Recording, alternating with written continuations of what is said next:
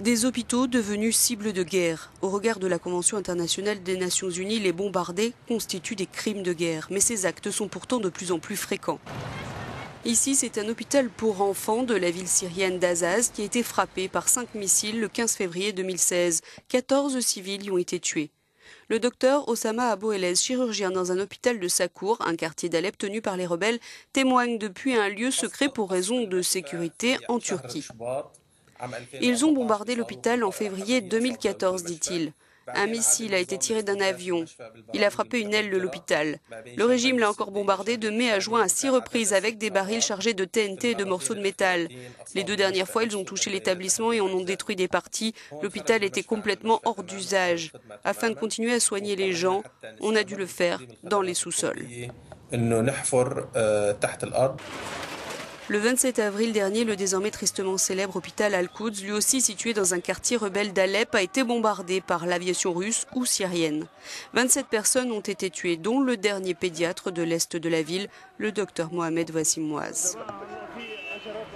Et ce ne sont pas des cas isolés, selon le coordinateur communication de MSF en Syrie, Sam Taylor. Nous ne savons pas pourquoi ils visent les hôpitaux, mais avec cette technique des doubles frappes, nous savons clairement qu'il y a une stratégie destinée à réduire ces endroits en ruine. Auparavant, nous n'avions jamais entendu parler de telles opérations. En faire des cibles prive les populations d'accès aux soins de santé. Le symbole universellement connu de la Croix-Rouge, censé protéger les hôpitaux, semble en avoir fait des cibles potentielles.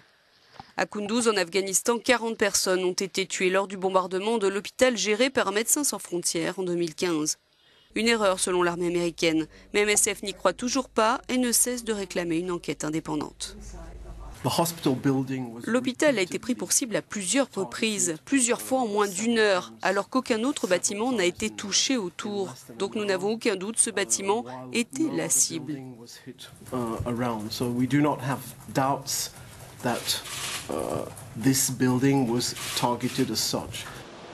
Plus de 80 hôpitaux et cliniques soutenus par MSF ont été la cible de bombardements en 2015 et 2016. Plus d'une centaine de personnes sont mortes, dont beaucoup de patients et du personnel sanitaire.